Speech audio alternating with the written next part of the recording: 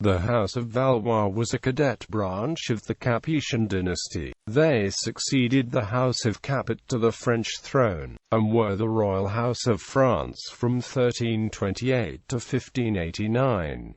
Junior members of the family founded cadet branches in Alençon, Anjou, Burgundy and Orléans. The Valois descended from Charles, Count of Valois, the third son of King Philip III of France. Their title to the throne was based on a precedent in 1316, which excluded females as well as male descendants through the distaff line, for the succession to the French throne. Unexpected inheritance. The Capetian dynasty seemed secure both during and after the reign of Philip IV from 1285 to 1313. Philip had left 3 surviving sons and a daughter. Each son became king in turn but died young without male heirs, leaving only daughters who could not inherit the throne. When Charles IV died in 1328, the French succession became more problematic.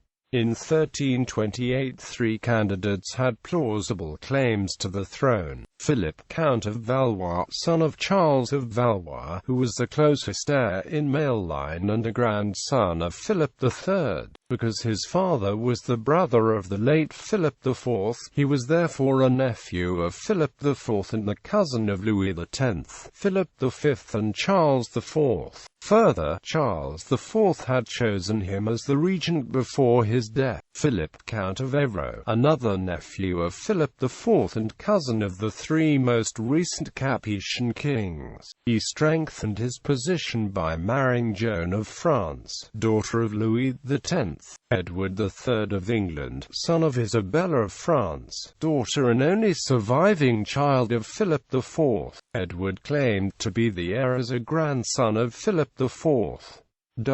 In England, Isabella of France claimed the throne on behalf of her son. Like the French, the English law of succession did not allow the succession of females, but allowed the succession through the female line. The French rejected Isabella's claims, arguing that since she herself as a woman could not succeed, then she could not transmit any such right to her son. Thus the French magnates chose Philip of Valois, who became Philip VI of France. The throne of Navarre went its separate way, to Joan of France, daughter of Louis X, who became Joan II of Navarre. Because diplomacy and negotiation had failed, Edward III would have to back his claims with force to obtain the French throne. For a few years, England and France maintained an uneasy peace. Eventually, an escalation of conflict between the 2 kings led to the confiscation of the Duchy of Aquitaine. Instead of paying homage to the French king, as his ancestors had done, Edward claimed that he was the rightful king of France. These events helped launch the 100 Years' War between England and France. 100 Years' War. The 100 Years' War could be considered a lengthy war of succession between the houses of Valois and Plantagenet. The early reign of Philip VI was a promising one for France. The new king fought the Flemings on behalf of his vassal, the Count of Flanders, and restored that count to power. Edward III's aggression against Scotland, a French ally, prompted Philip VI to confiscate Guyenne. In the past, the English kings would have to submit to the King of France, but Edward, having descended from the French kings, claimed the throne for himself. France was then at the height of its power. No one believed that the English king could make good his claim to France. Edward's initial strategy is to ally with Flanders and the princes of the empire. The alliances were costly and not very productive. While on a truce, the French and English kings intervened in the War of the Breton Succession. In 1346, Edward invaded France and pillaged the countryside rather than attempt to hold territory. French forces led by Philip VI confronted Edward III at the Battle of Crecy, which resulted in a devastating and humiliating defeat for the French. Despite this, the most that Edward could make out of his victory was the capture of Calais. John II succeeded his father Philip VI in 1350. He was menaced by Charles II of Navarre of the Evreux branch of the Capetian family, who aspired to the French throne by the right of his mother, the senior descendant of Philip IV of France. Charles's character eventually alienated both the French and English monarchs, because he readily switched sides whenever it suited his interest. In 1356, Edward, the Black Prince, eldest son and heir of Edward III, led an army to Chevauche in France. John pursued the Black Prince, who tried to avoid battling the French king's superior force.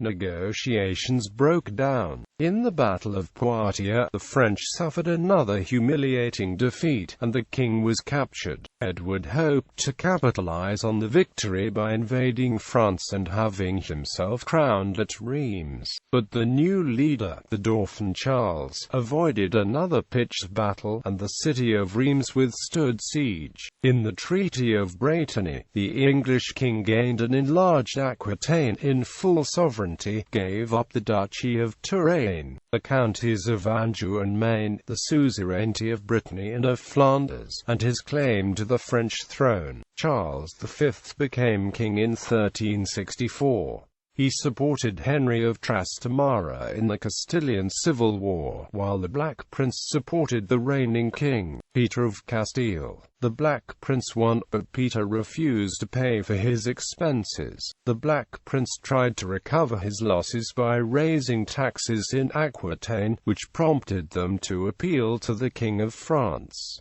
War was renewed. The French recovered the territories place after place.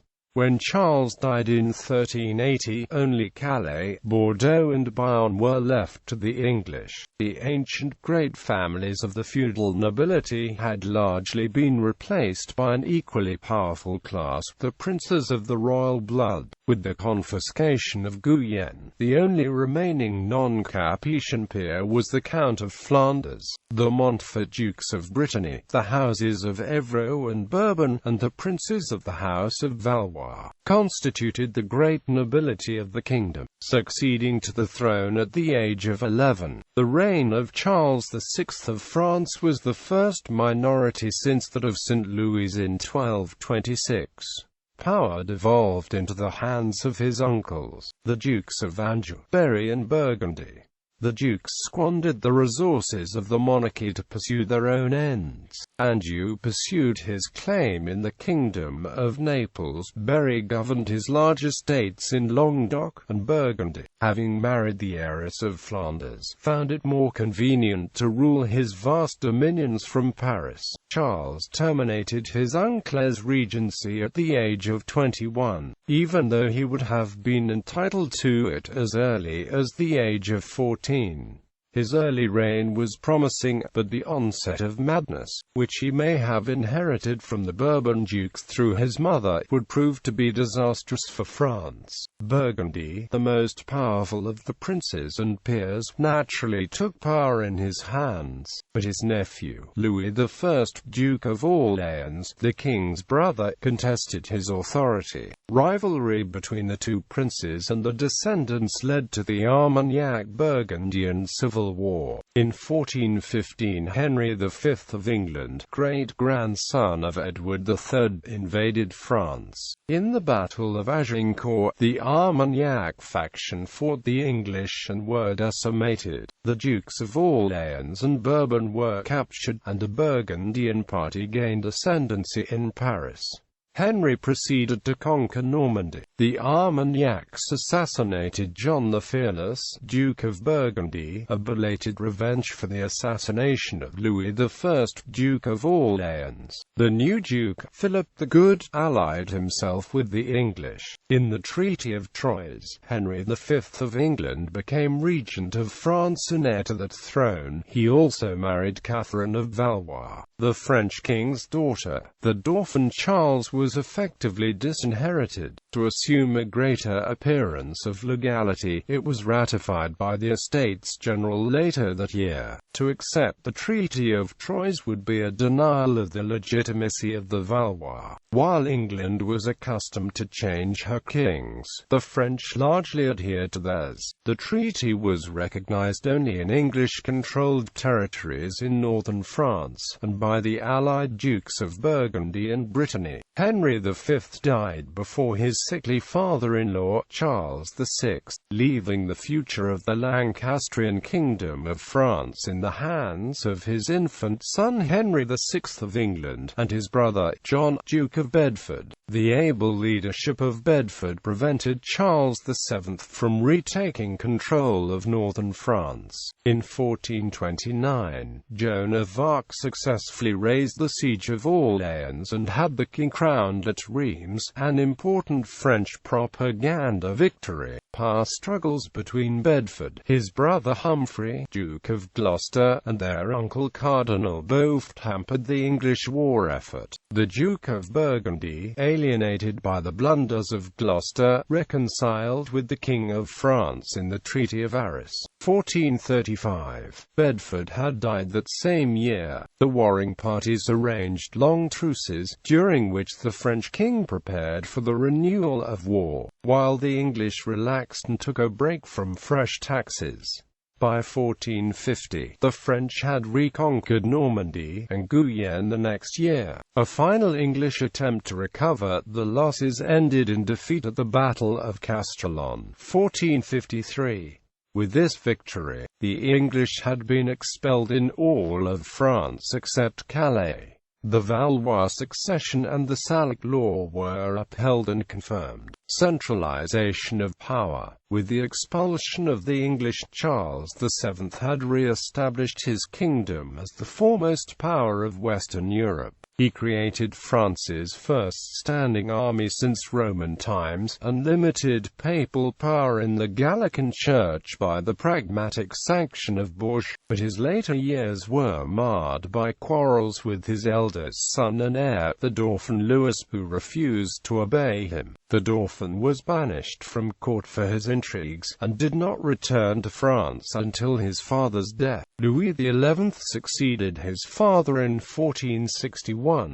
At the beginning of his reign, Louis reversed his father's policies, abolishing the pragmatic sanction to please the Pope and the standing armies, which he distrusted, in favor of Swiss mercenaries. As a prince he had leagued with the nobility against his father, but as a king he found that his power could only be maintained by subduing them. He was the lifelong enemy of Charles the Bold, Count of Charolais, and later Duke of Burgundy. In 1465 the League of the Public Weal, an alliance of the feudal princes, which consisted of Charles, Duke of Berry, the king's brother, the Count of Charolais, the Dukes of Brittany, Bourbon, Lorraine, and several others, attempted to restore the feudal prerogatives. Louis feared a further escalation of the conflict against this formidable coalition. To obtain peace he conceded all the demands, including the Duchy of Normandy, to his brother, which carried with it one-third of the offices of state. Louis seldom relied on the fortunes of war, but on intrigue and diplomacy. He maintained his power by paying pensions to well-placed people in the courts of his vassals and in neighboring states. He retook Normandy from his brother at the first opportunity. He bought off Edward IV of England to desist from attacking France. He fomented rebellions in the Burgundian dominions. At the death of Charles the Bold in 1477, he seized the Duchy of Burgundy, which he claimed as a reverted fief, even though the original grant did not specify the exclusion of female heirs. But the marriage of Mary of Burgundy, heiress of Charles the Bold, to Maximilian of Austria, would prove problematic for later generations. In 1481, the last male of the House of Anjou died, willing all the Angevin possessions to the king. At the end of his reign, royal power had become absolute in France. Italian Wars. Charles VIII succeeded his father in 1483, at the age of 13. During his minority the nobles again attempted to seize power, but they were defeated by Charles's sister Anne of France. Charles's marriage to Anne of Brittany prevented a future total Habsburg encirclement of France. As the heir of the House of Anjou, Charles VIII decided to press his claim to the Kingdom of Naples.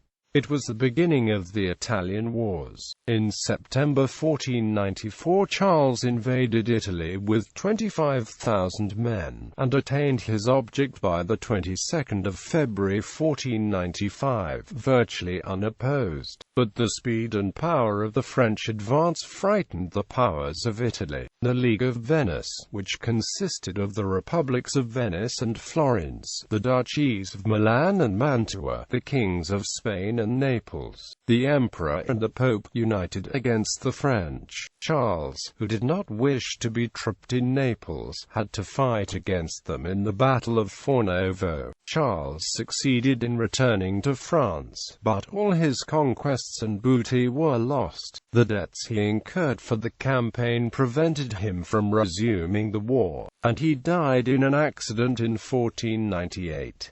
With his death the senior line of the House of Valois became extinct. He was succeeded by his cousin, the Duke of Orleans, who became Louis XII of France. Louis XII married his predecessor's widow, Anne of Brittany, in order to retain the province for France. The new king also continued his predecessor's policy in Italy. The Dukes of Orleans were descended from Valentina Visconti, and through her claimed the Duchy of Milan. From 1499 to 1512, excepting a brief period in 1500, Louis XII was Duke of Milan. French military activity continued in Italy, with various leagues formed to counter the dominant power. Louis died without a son, and was succeeded by his cousin and son-in-law, Francis of Angoulême, who became Francis I of France in 1515. Francis I belonged to a cadet branch of the House of Orléans.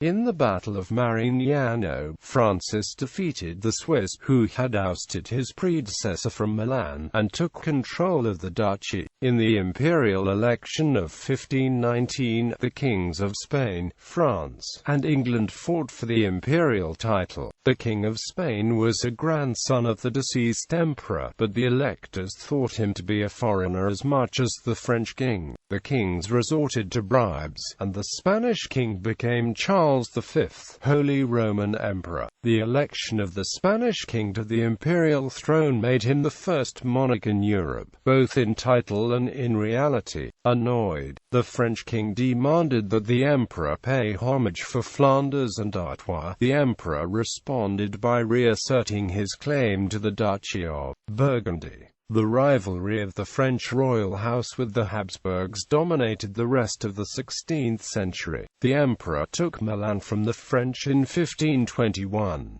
The King of England and the Pope supported the emperor. France was surrounded by enemies on all sides. Domestic troubles led to the defection of Charles III, Duke of Bourbon and Constable of France, to the emperor. In 1525, at the Battle of Pavia, the French were defeated and the king himself was captured. Francis obtained his release through the Treaty of Madrid, in which he renounced claims in Naples and Milan, surrendered Burgundy to Spain, abandoned sovereignty over Flanders and Artois, and gave up 2 of his sons as hostages.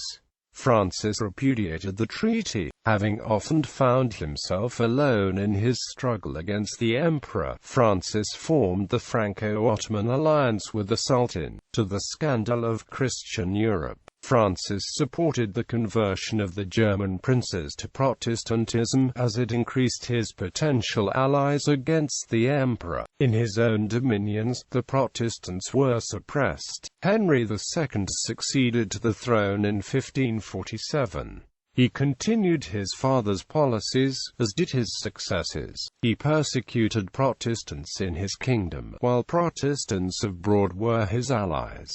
Henry captured the three bishoprics of Metz, Toul, and Verdun. French offensives failed in Italy. In 1556, Charles V abdicated, splitting the Habsburg dominions between his son, Philip II of Spain, who gained Spain and the Low Countries, and his brother Ferdinand I, who became emperor. The French retook Calais after England allied with Spain. The Peace of Cateau-Cambrésis ended the Italian Wars. The French lost all their Italian territories except Saluzzo, and were confirmed in the possession of Calais and the three bishoprics. It was a diplomatic victory for Philip II, who gave up nothing which belonged to himself. The Spanish king retained Franche-Comté and was confirmed in his possession of Milan, Naples, Sicily, Sardinia, and the state of Picardy, making him the most powerful ruler in Italy. French Wars of Religion. The last phase of Valois rule in France was marked by the French Wars of Religion. Henry II died in a jousting accident in 1559. His eldest son and heir, Francis II, succeeded him. The new king was already King of Scotland by right of his wife, Mary, Queen of Scots. The Queen's maternal relatives, the House of Guise, gained an ascendancy over the young king. The House of Guise was a cadet branch of the ducal House of Lorraine. They claimed descent from Charlemagne and had designs on the French throne. They considered the House of Bourbon, princes of the blood, as the natural enemies. The leading Bourbons, the brothers Antoine, King of Navarre, and Louis, Prince of Condé, were Protestants. The House of Guise identified themselves as champions of the Catholic cause.